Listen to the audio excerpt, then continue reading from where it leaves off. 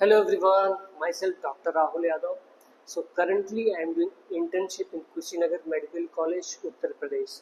So the purpose of making this video is to share my information, my experience कि मैंने क्या क्या सीखा है जिन इंटर्नशिप के टाइम पे। जैसे मेरा पहला ड्यूटी ऑर्थोपेडिक्स था, तो वहाँ मैंने क्या क्या सीखा, मैं अपने सारा एक्सपीरियंस मैंने अपने शॉर्ट्स वीडियो में बताया है। और उसके बाद मेरी ड्यूटी इमरजेंसी में लगी, जो कि 2 हफ्ते थी। तो इमरजेंसी में लगी तो स्पेसिफिकली मैं एक वीडियो इमरजेंसी में क्या क्या सीखा मैंने और क्या क्या आपको बता सकता हूँ, जिससे आपके पेशेंट या आपके रिलेटिव या खुद का जान बच सकता है। क्योंकि इमरजेंसी केसेस में बहुत सारे ऐसे केसेस आते हैं जिनका ट्रीटमेंट सही टाइम पे होना बहुत ज़रूरी होता है और उनको सही इन्फॉर्मेशन मिलना बहुत ज़रूरी होता है, क्योंकि बहुत लोग को सही इन्फॉर्मेशन नहीं मिलता है। तो इस वीडियो को एंड तक देखें और मैक्सिमम जितना हो सके अपने दोस्तों, अपने फैमिली मेम्बर्स को शेयर करें, क्योंकि ये वीडियो किसी की जान बचा सकती है। यस, क्योंकि जैसे कि आप सारे जानते हैं कि अगर स्नेक बाइट होता है, किसी को सांप काटता है, तो बहुत सारे लोगों को बहुत ही इंफॉर्मेशन गलत पता होती है या बहुत ही मिसकंसेप्शन होता है कि करें क्या। बहुत लोग जो है वो सही टाइम पे सही जगह पे नहीं पहुंच पाते हैं। ये मैं इसलिए कह रहा हूँ क्योंकि बहुत सारे ऐसे लोग अभी भी हैं जो सुपरस्टिशियस हैं। जैसे कि अगर सांप काटता है तो उसका झाड़ फूक कराने लगते हैं और उसके बाद वो पेशेंट का डेथ हो जाता है, वो सही टाइम पे सही जगह नहीं पहुंच पाते हैं। दूसरा मिस इन्फॉर्मेशन ये रहता है कि जैसे किसी पेशेंट को अगर स्नेक काटा है, सांप काटा है, तो बहुत सारे ऐसे लोग हैं वो क्या करते हैं, जहाँ पे स्नेक बाइट हुआ है वहाँ पे रस्सी से कपड़े से बांध देते हैं। तो सबसे पहली बात है वो चीज़ नहीं करना, और दूसरी चीज़ ये करते हैं वहाँ पे या ब्लेड से किसी से काट देते हैं, तो ये भी नहीं करना है, क्योंकि ये सारी चीज़ें बाद में बहुत ही कॉम्प्लिकेशन क्रिएट करती हैं। जैसे कि अगर आपको स्नेक बाइट हुआ है तो उसमें आप अगर रस्सी से या कपड़े से बांधते हैं तो वो कुछ टाइम बाद वहाँ पे उस एरिया में पूरी स्वेलिंग हो जाती है और आपका रिकवरी टाइम जो है इंक्रीज हो जाता है और टाइम लगता है, और आपको रिकवर होने में, आपका ट्रीटमेंट होने में टाइम लगता है, क्योंकि वहाँ जो सेलुलाइटिस होती है, पस हो जाता है, तो उसको ट्रीट करने में और टाइम लगता है। इसके बहुत सारे रीजन है, इसलिए आपको कभी भी सांप काटे तो वहाँ बांधना नहीं है, काटना नहीं है।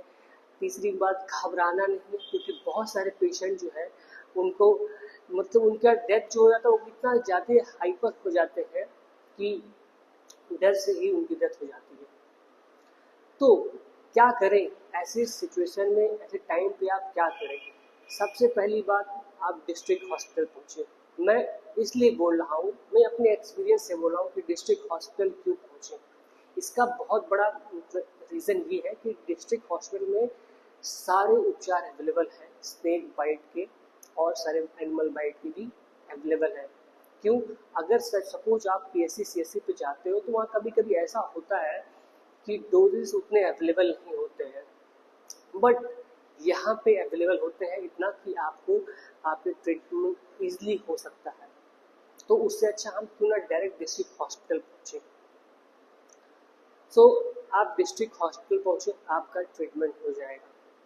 ये रही स्नेक बाइट की आपको क्या क्या करना चाहिए। फिर से रिपीट कर रहा हूँ कि आपको तुरंत डिस्ट्रिक्ट हॉस्पिटल पहुँचना है। आपको कोई चीज़ से बांधना नहीं, कपड़े रस्सी से जहाँ पे काटा है। दूसरी बात ये आप ध्यान रखें कि सिम्टम्स क्या क्या होते हैं। सिम्टम्स जैसे कि लक्षण क्या क्या होते हैं अगर सांप काट लिया है तो, जैसे कि आपका पलक जो है वो अपने आप झपकने लगे, मतलब नींद आने लगे, आपके आंखों के सामने धुलधुला दिखने लगे, आपको उल्टी आने लगी, चक्कर आने लगे, आपके मुंह से नाक से गाज आने लगी, ये सब सिम्टम्स होते हैं सांप काटने के। तो ये सब सिम्टम जब भी आए, अगर आप डिस्ट्रिक्ट हॉस्पिटल में PSC CSC में, आप तुरंत अपने डॉक्टर को बताओ, अपने साथ वाले को बताओ कि ऐसा ऐसा हो रहा है, और वो आपका तुरंत ट्रीटमेंट वहाँ पे आपको एंटी वेनम लग जाएगा। जो उसका डोज होता है वो आपको आपके सिम्टम्स के अकॉर्डिंग, आपके लक्षण के अकॉर्डिंग लग जाता है। तो ये रही स्नेक बाइट की इंफॉर्मेशन। तो आप इस चीज़ को जरूर ध्यान से समझें और लोगों को भी समझाएं, ये वीडियो को और सब लोगों को शेयर करें। बात करते हैं दूसरा जो है एनिमल बाइट, जैसे डॉग बाइट हो गया, मंकी बाइट हो गया, जैकॉल बाइट हो गया, कैट बाइट हो गया। ये सारे जो एनिमल्स होते हैं इनमें रेबीज वायरस पाए जाते हैं, जो कि बहुत ही खतरनाक होता है और वो 100% फैटल होता है। मतलब कि उससे 100% एक आदमी का डेथ हो सकता है। तो अगर ये सब एनिमल आपको काटे तो आपको क्या करना चाहिए? जैसे कि अगर आपको कोई एनिमल काटता है, आपको वहाँ से ब्लीडिंग आने लगता है, तो आप क्या करें? सबसे पहली बात, कोई एंटीसेप्टिक साबुन जैसे डिटॉल लाइम हो गया, वहाँ जहाँ पे काटा है आपको 10-15 मिनट तक नॉर्मल वाटर से, नॉर्मल वाटर मतलब कि आपका टैप वाटर जो होता है उससे 10-15 मिनट तक साबुन से धुलते रहे। और उसके बाद आप तुरंत अपने डिस्ट्रिक्ट हॉस्पिटल पहुँचे, वहाँ पे रेबीज वैक्सीन, टीटी वैक्सीन लग जाएगी आपको समय से। और बता दें कि आपको बहुत सारे ऐसे हॉस्पिटल्स में जो है वहाँ पे रेबीज वैक्सीन जो अवेलेबल होती है 8 बजे सुबह से लेकर 2 बजे तक। तो इस समय में आप पहुँच जाएं। अगर नहीं पहुँच पाते हैं तो आप और हायर सेंटर में जा सकते हैं, वहाँ हमेशा अवेलेबल होते हैं वैक्सीन। तो आपको चिंता करने की ज़रूरत नहीं है, लेकिन आपको ज़रूर वैक्सीन लगवानी है, कोई भी एनिमल बाइट हो, क्योंकि ये जो वायरस होता है बहुत खतरनाक होता है और इससे आदमी का 100% जान चला जाता है। तो आपको ये सब चीज़ें ध्यान रखनी होंगी कि आप ये सब चीज़ें करें और तुरंत उपचार कराएं और वेट नहीं करें, क्योंकि अगर आप थोड़ा सा भी डिले करते हैं 1-2 दिन का तो आपके आदमी जो आपके रिलेटिव है, पेशेंट है, उनकी डेथ हो जाएगी। तो आप ज़रूर ये फॉलो करें। अब बात करते हैं जो तीसरा चीज़ मैंने इमरजेंसी में देखा, वो पॉइजनिंग के केसेस हैं। बहुत सारे ऐसे पेशेंट आते हैं जो खा लेते हैं, कुछ जहर खा लेते हैं, जहर बोलते कुछ भी, जैसे कि आपका जो अपने खेतों में हम डालते हैं उसको बोलते हैं पेस्टिसाइड, वो खा लिया, सल्फा जिसे बोलते हैं, अगर वो कोई खा लिया है। और आप जैसे रेड की पॉइजन जो होता है उसको मारने के लिए अगर वो कोई खा लेता है तो उससे उसकी जान चली जा सकती है। तो सबसे पहले ये इसमें तो आप डिस्ट्रिक्ट हॉस्पिटल ही पहुँचे, क्योंकि वहाँ पे सारी सेटअप्स अवेलेबल होते हैं ट्रीटमेंट के। तो आप तुरंत वहाँ पहुँचे, अगर किसी को होता है तुरंत लेके जाएं।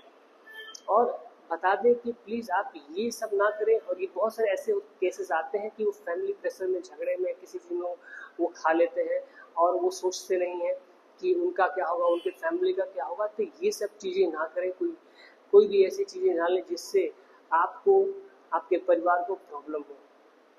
अब बात करते हैं चौथी बात, रोड ट्रैफिक एक्सीडेंट की। रोड ट्रैफिक जिसको RTA बोलते हैं, ये जो है जब से मैंने इमरजेंसी ड्यूटी में देखा ये बहुत केसेस आते हैं। तो इसलिए मेरा हम्बल रिक्वेस्ट है उन फैमिली मेम्बर से, उन बच्चों से जो भी ड्राइव करते हैं, रश ड्राइविंग ना करें, फास्ट ड्राइविंग ना करें, क्योंकि लाइफ इतनी फ्रेजाइल है। और रोड ट्रैफिक एक्सीडेंट में ऐसा होता है कि अगर आपका एक्सीडेंट हुआ, आपके सिर में चोट लग गया, अगर गंभीर चोट लग गई और ब्लीडिंग आने लगे, कान से आने लगे, सिर से आने लगी और उल्टी आने लगी, चक्कर आने लगे, तो ये समझ लीजिए आपका कंडीशन बहुत सीरियस है। और ये मैंने बहुत देखा है। तो ये चीज़ें बहुत ही क्रिटिकल होती हैं। तो प्लीज़ आप ये सब चीज़ें ना करें और अपना जो है नियम कानून से चलाएं अपनी गाड़ी, अपना व्हीकल। सो ध्यान रखें, अपना भी ध्यान रखें, औरों का भी ध्यान रखें। Thank you everyone. अगर आपको इन्फॉर्मेशन अच्छा लगा हो तो प्लीज़ इस वीडियो को शेयर करें ताकि ये सब तक पहुँचे और उनको ये सारी डिटेल पता चले, ताकि आप किसी न किसी का इस वीडियो के थ्रू आप एक जान बचा सकते हो। So thank you everyone, keep liking and subscribing my channel, keep updated. और नए वीडियो ऐसे बहुत सारी चीज़ें मैं लाता रहूँगा, आप सबको शेयर करता रहूँगा ताकि आप सबको ये सब इन्फॉर्मेशन मिलता रहे। मैं अपने इंटर्नशिप की इस जर्नी के थ्रू क्या क्या सीखा हूँ, क्या सीखता रहूँगा, सारी चीज़ें मैं बताऊँगा। और मैं डेली ट्राई करता हूँ एक शॉर्ट्स डालने की, तो उसके थ्रू भी मैं कुछ इन्फॉर्मेशन देता रहता हूँ। तो आप सब देखें। Thank you everyone, God bless you.